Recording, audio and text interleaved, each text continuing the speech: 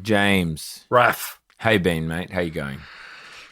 Yeah, working every day for the man, making a bloody pittance. Can you talk closer to the mic, please? This is one of the issues with our podcast is you lean back on your chair. Well, I like to get into the But I'm in the zone. To me, this is a fireside chat. I agree. I'm not locked in. I agree. I'm leaning back. I'm relaxed. You're supposed to get the pub experience when you listen to Dan Round. And I know the microphones kind of act as a Berlin Wall.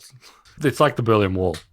There's space between us and the table. The microphones are our Berlin Wall. They're our Berlin Wall. It's a separation between us and our opinions. Yeah. They're segregated. They don't bleed in. There's no conflict of interest here. On to the episode.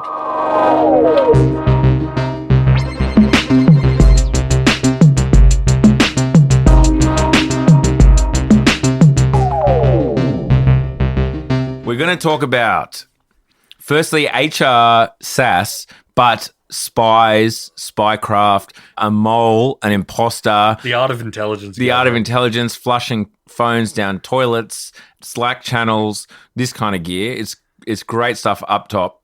Then we'll get to, we've got to follow up on some Tesla stuff. Tesla's being burnt. Yep. As well as Google Wiz. They acquired a company called Wiz once again. Yet another InfoSec cybersecurity company with a sus name. Yeah. Out of Israel. But Google's largest acquisition ever, we should touch on for sure. Well, we're going to be talking about that. There's a few other little bits and pieces that come in. But as Raf signaled at the top, we will be talking about, and folks, every now and again, when you really get into talking about B2B SaaS on a podcast for 3 years, and I don't recommend it, but if you do find yourself in that situation, hang in there, because occasionally something intriguing happens. Once in 3 years, something intriguing will occur. Yeah. And that's what we are talking about today with Rippling and Deel. I'm going to stop you there, mate. I reckon once a year. I thought it was funny when the fintech company who were acquired by JP Morgan or whatever it turned out, they committed fraud by making a whole list of emails that were fake, but they were at exactly Excel's max limit of rows. That's it. What happened to that founder in the end? Was that what they're called? They're called Frank or Lucy Frank. Yeah. And it was a completely fake, made up spreadsheet that JP Morgan acquired. That was okay. You're right. You're so right. A few other things have happened. Once a year, something like this happens. Something amusing happens in the world of business to business software as a service. But Rippling and Deel, and it's a good time to talk about it because it's one of the most intense rivalries that happens in software. We're going to talk about why. It's very heated. This argument between two companies that it's quite possible. You as a largely Australian audience, not exclusively, may not have encountered Rippling and Deel. Two companies that you have. Oh, well, you've had personal experience with both of them. I'm going to do a bit of a disclosure and say that I have been legally an employee of both Rippling and Deel. Thank you for disclosing Check the books. I have been employed by these companies or their PTY Ltd subsidiaries in Australia. So, I'm obviously going to be very effusive in my praise throughout this episode. Just know that's coming from a place of me having been paid by them. It's on my pay slip, folks. But we're talking about two of the most, these are some cursed words that are coming out of my mouth. Please. HR SaaS. Yeah, HR SaaS. HRSAAS. Really? It's just one big acronym. One big acronym, yeah. They are both essentially in a pitched battle to be the software platform that runs every business in the world. Like the core operations of every business, from hiring to onboarding, to finance and payments, to spend management, to everything that it takes to make a business work outside of their core product offering, they want to own for every business. But they're not Workday. They're not Workday. Or SAP or whatever. No, but they can't. You wouldn't be surprised if they expanded into that space, because they want to own everything. And I think you kind of have to, right? That's the thing with these businesses. You can't just do one thing because your competitor does that thing and other things. And so why would you go with you when you can go with your competitor who does all that? They basically encourage themselves to offer more and more services because you need to compete. And they are what you might call, and this is the strategy, but land and expand. Many businesses do this that are B2B businesses. You offer one thing that's core and really annoying for a business or whatever, you get in, you offer that service, solve the you're problem. locked in, you're part of their systems, and then you go, oh, by the way, we also do payroll. Oh, we also do spend management. That's probably a more charitable way to frame it. I think the other way to frame it is like you hire them, you pay them a bunch of money, and you start using them and go like, oh, I thought we could do this. And it's like, oh. Then they go, oh, we do. We do actually do that, but not part of your package. Yeah, That's an add-on. Yeah.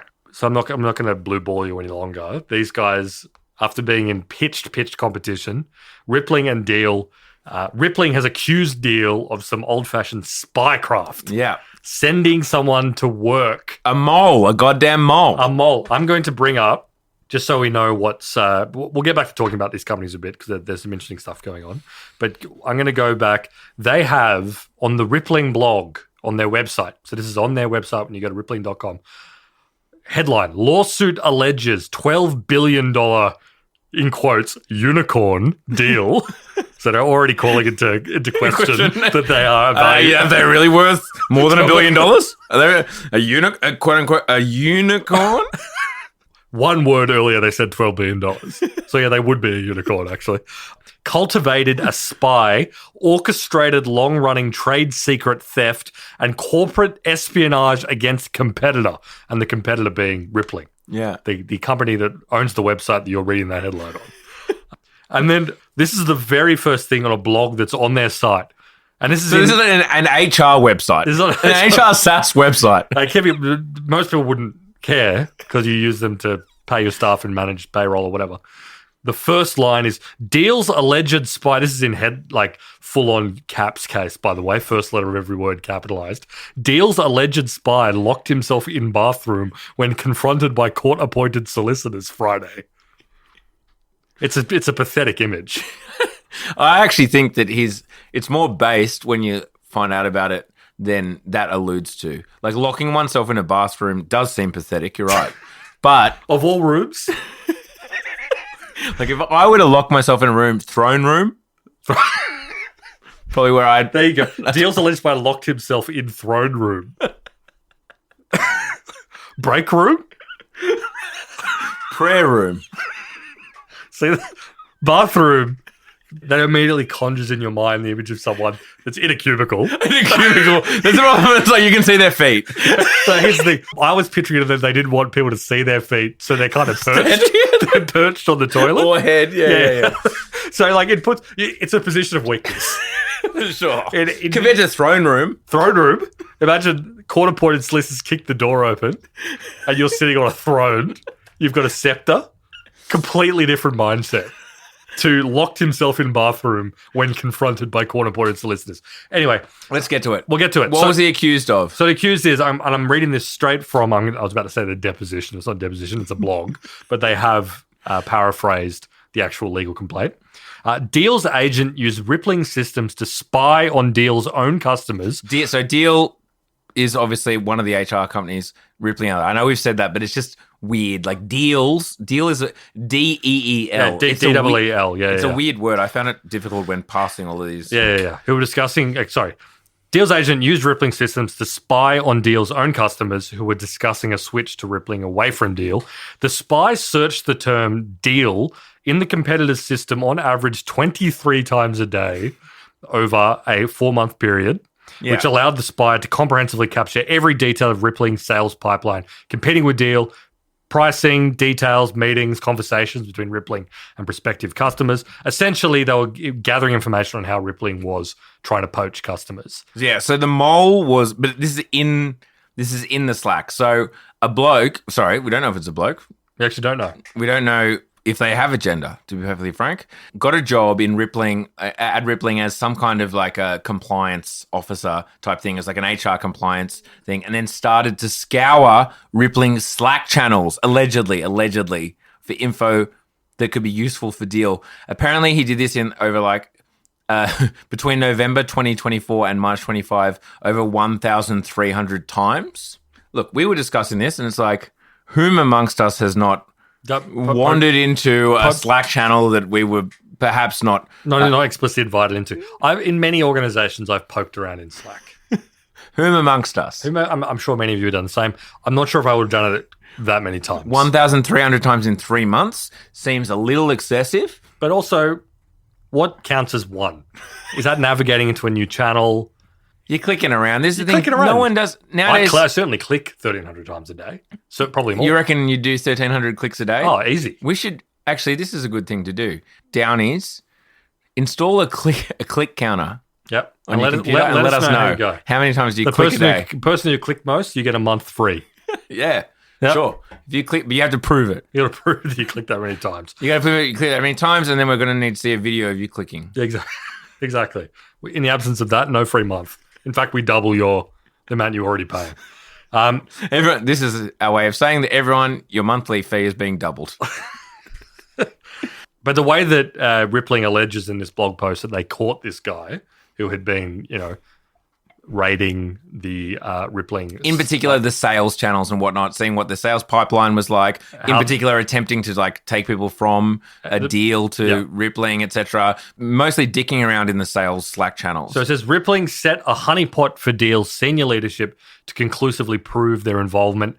Rippling crafted a letter that referenced an empty Slack channel in Rippling's corporate Slack instance called D-Defectors. Yeah, so they created a fake channel or an empty Slack channel called D-Defectors. And implied the Slack channel contained messages that would be of interest to Deel. It's information the Deel would find embarrassing if made public. Yep. And the letter was sent to only 3 people, the chairman of Deel's board, the general counsel, and the father of Deel CEO, Alex Bouaziz. Within hours of sending the letter, Deel's spy inside Rippling searched for the first time for this empty and never-before-used Slack channel, proving that Deel's top executives or its legal representatives were running the covert espionage operation. B2B SaaS, folks. So the the accused, who goes by the name DS in the affidavit. I don't know if it's an affidavit. I just said that word because, cool word. So he was confronted in the filing, and he lives in Ireland allegedly, or he's in Ireland. So I keep saying he. It's not necessarily a man. Know. DS. But DS. It seems like the sort of scheme the boys would get up to. Exactly. When you start hearing some of this stuff, it sounds blokish, but it could well be a woman or it could be someone of no gender. We don't know. Exactly. So DS refused to comply with the Irish DS being the accused spy, the mole. They refused to comply with the Irish court order, it says himself at risk of arrest. So either... It's one of the boys. It's a boy. One of the fellas. It's a boy. We're now doing the gender reveal. Blue fucking balloons. He allegedly lied to the court-appointed solicitor about the location of his phone and then, here we go, locked himself in a bathroom, seemingly in order to delete evidence from his phone. All while the independent solicitor repeatedly warned him not to delete materials from his device and that his non-compliance was breaching a court order with penal endorsement. So, don't do that. You can go to jail. The alleged spy responded to the solicitor's warning about breaching the court order by saying, "I'm willing to take that risk," before fleeing the scene. Based. Yeah, that rocks. And apparently was attempting to flush the phone down the toilet, but couldn't make it happen, so just had to pick the phone out of the toilet. Jesus. Folks, very good. And as we say, yes, this is all alleged. I mean, it's a civil case. It's not a criminal one, but anyway. So they're alleging some dirty dealings.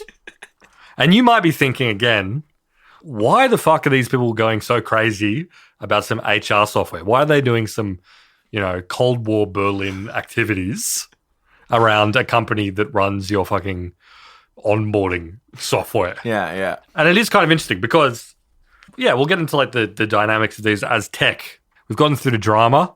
You had a bit of fun. Now we're talking about business. That's what Down Around's all about. I mentioned before that they kind of challenge one another to continually add more and more features. They're a land and expand business. They work their way in and start offering everything until eventually you're paying $150,000 a month and they're doing all of your business functions. Yeah. That's the world they want to be in. Your CFO is like, why are we paying this company so much? Can you explore alternatives? And everyone goes, the cost sounds really fucking annoying. Yeah, the cost to move is just too great. Yeah. We just need to continue paying them. Yeah. And once they're doing anything, they become sticky, they never churn because it means ripping the guts out of your entire organization No one wants to do that. No CFO wants to spearhead that sort of financial operation. No. I mean, it's all downside for anyone. Once again, the incentives of the individual.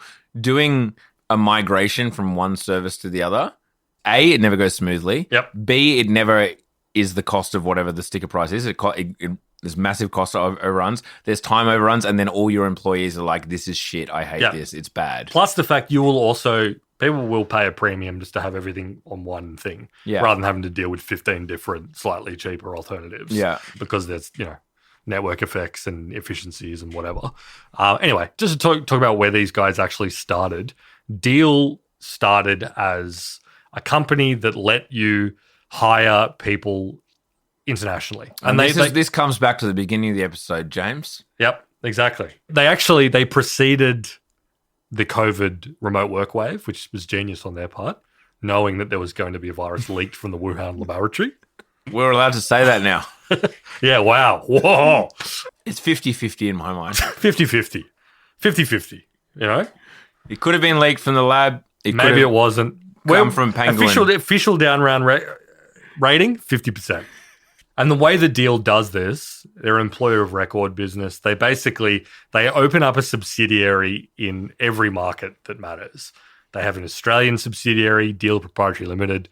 They have a fucking subsidiary in the Maldives. They have a subsidiary in, give me a country.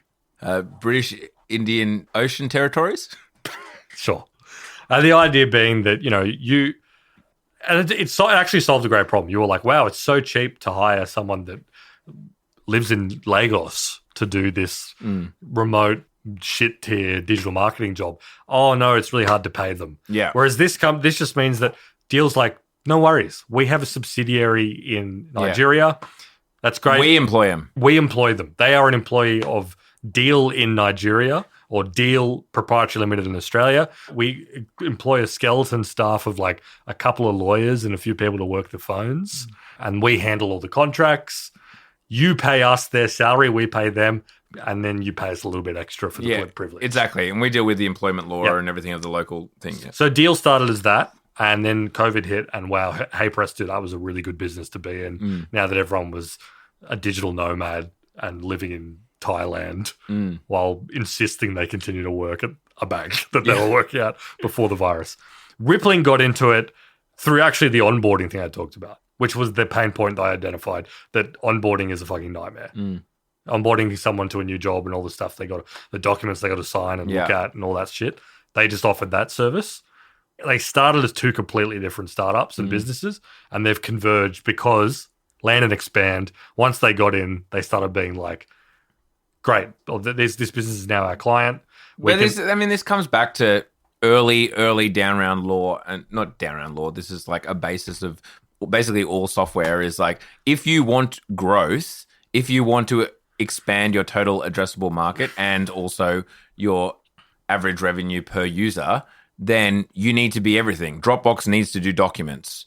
Slack needs to do documents. Salesforce needs to have a chat. Like I said, everything needs to be everything. Everything needs to be Microsoft. Yep. And Microsoft needs to be everything else. Yep. That's the whole thing. You as a business, you are tasked with growing forever, then you need to be everything. Yep. That's it. Yeah. Pretty simple. Yep. So they didn't start off as competitors, but they've ended up as competitors. They both do that employer of record, international hiring thing. They both do onboarding. They both do payroll, spend management, all this sort of shit. As a result, and this is why, getting back to the top of the episode, I was working for an American company. I started off being employed through Deel, and then the company I was working for switched their entire payroll system to Rippling. So I had to be like let go from Deel. You were fired. I was fired from Deel Proprietary Limited. But that's the downside. That's the bad news. Don't worry, the story doesn't end here. Doesn't end here. Cha-ching. I immediately got a new job at Rippling Proprietary Limited. And actually, there is a bit of a sad ending to the story. I was eventually laid off from that job, and I was no longer an employee of Rippling Proprietary Limited. Yeah, but you recognise that job was a ZERP job. We both benefited highly from ZERP. Well, exactly. It was all good. I had a ZERP job. Many of you probably had ZERP jobs. Yeah. But I will say the funny experience there was that when I did get laid off from my job where I was hired through Rippling, I had my like layoff Zoom, and there was just a random woman who worked for Rippling Australia on the call who I'd never seen in my life. Clearly had no idea where I was, but legally had to be there. She was doing HR. And, you know, at that point, I was like, well, it's fine. I've got something else to be doing. I don't need to be working at this company anymore. But the writing was on the wall as soon as the interest rates increased to 0.5%. yeah, once I had that, I was, you know, I said exactly. You know, I was sitting in I went into my drawing room with a revolver and a glass of whiskey. As soon as the interest rates went up 0.101%. No, but, and then she sent a follow-up email that was like a friendly HR thing where it was like, you know, if you're having any issue, like mental issues, you know, mental health problems as a result of being laid off, we're here for you. So and I was like, what the fuck are you talking about? Who are you? You are just a node in a completely impersonal global system of commerce, and you're asking me whether I have mental problems?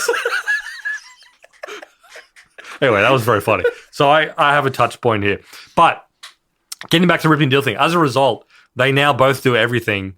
They've both received an insane amount of VC money. They've both received an insane amount of coverage from the tech press. They have big investors on both sides. Parker Conrad, who's the Rippling founder, he's like a big figure in the tech world for various other companies he's been involved in. Parker Conrad. I think it's Just, that's some social media ass movie ass name. Yeah. Parker Conrad. Parker Conrad. It's one of those American names.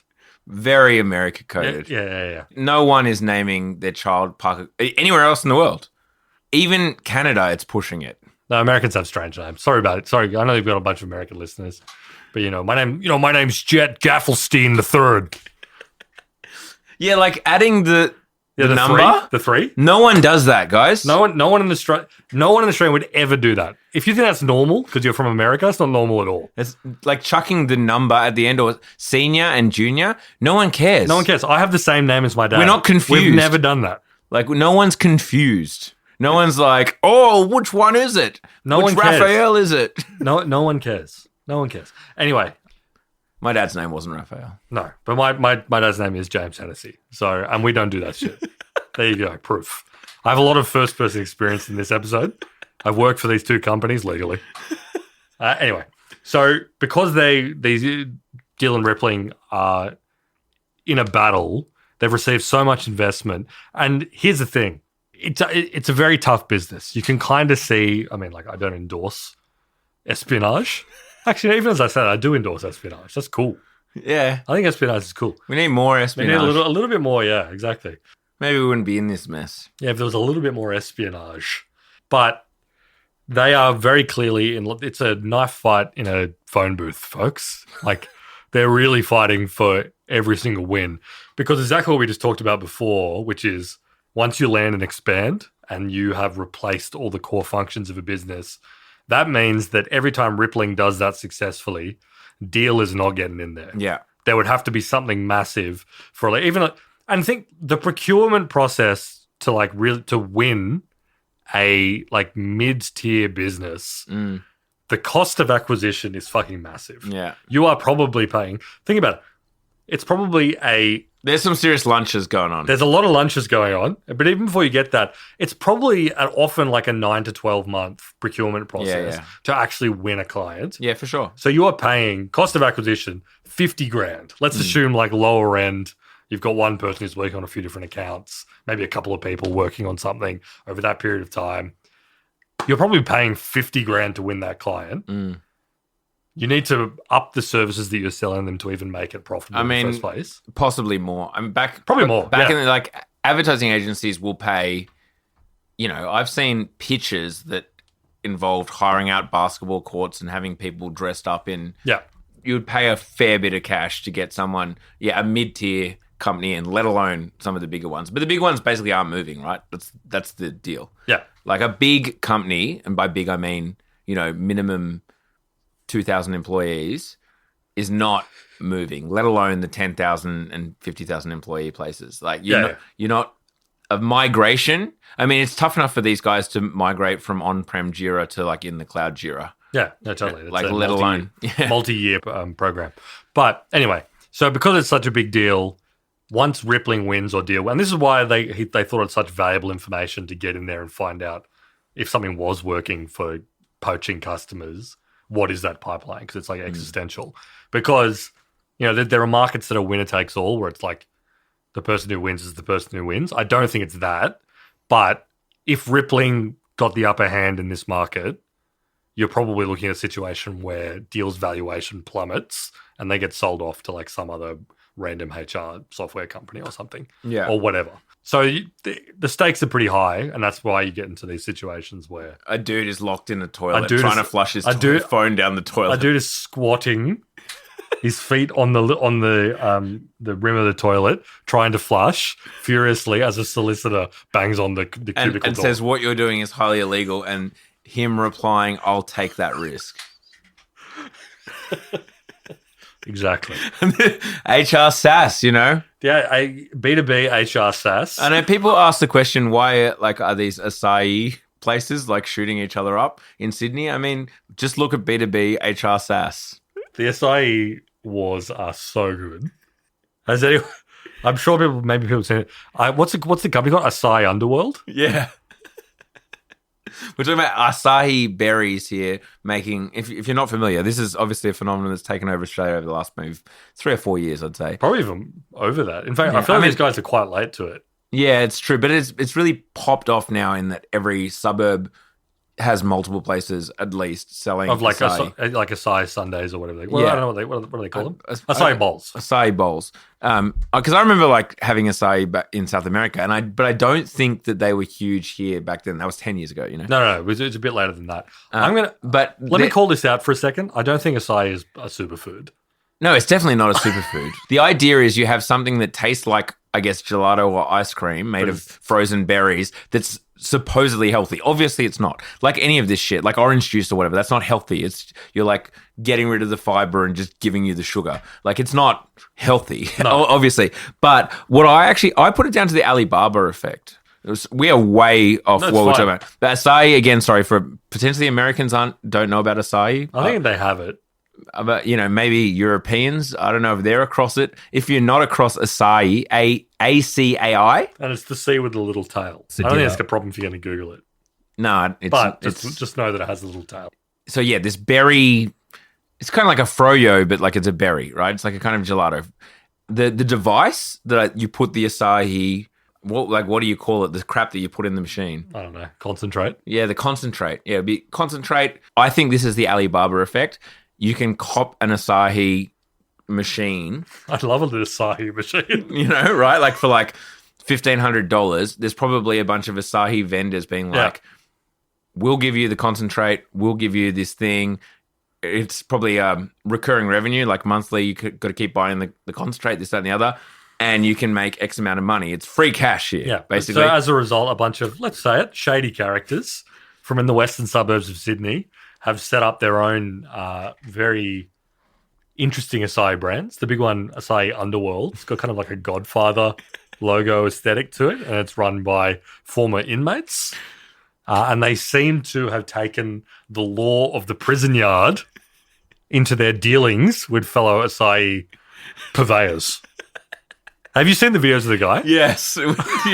How he opens every video. He reminds me, remember, the guy who said that he had developed a system where he has like 72 hours in one day? Yeah. He reminds me of that style. He's a gigantic, ripped huge Lebanese guy. But with a giant, super skinny jeans. A giant braid. Like his hair's in a giant braid. I think his name's Bill.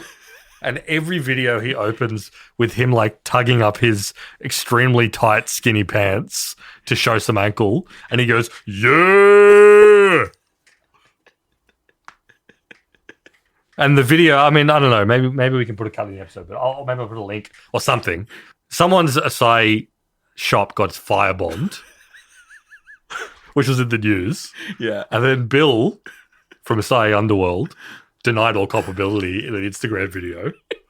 So this is what you want to do. So the video goes a little bit like this, and you can look it up and you can rate my performance. He pulls up his pants and he goes, yeah, and he goes, Acai Underworld would like to condemn this act.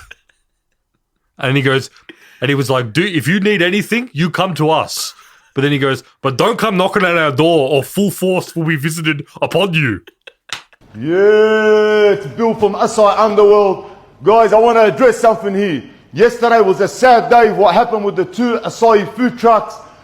Hey, Asahi Underworld condemns this act. If there's anything you need, guys, hit us up. Do not knock on this door. You will be met with full force. It's one of the best videos I've ever seen. This is a reminder. This is for shops that sell a frozen berry, basically frozen yogurt. So this is what happens in Sydney. This is the part of Sydney that maybe you don't see. Kind of a little bit like what's happening with Rippling and Deel. Except that's a real business in the real world. Well, no, it's small business versus big business. It's exactly the freaking same. You know, humans don't change. You know there's that classic line by Clausewitz, maybe. War is politics by another means. Very nice. The Asahi is the war phase, your firebombing things. The politics phase, the demure, genteel phase. Is someone trying to flush a solicitor banging on the door. Of a cubicle door. Of a cubicle door where a guy tries to flush his phone down after hanging out in Slack a little too hard for 3 months. I think that's a great place to leave. That's a great place. That's the end of the free episode. If you want to keep listening, and I'm sure you do, after I just described an Instagram video for 8 minutes, you can subscribe to Downround Premium, downround.net. We'll see you on the other side. It'll be available at the same time. Yes, There's no delay. Right. Yeah, exactly. It'll be ready for you. You can just keep listening to whatever we're about to say next.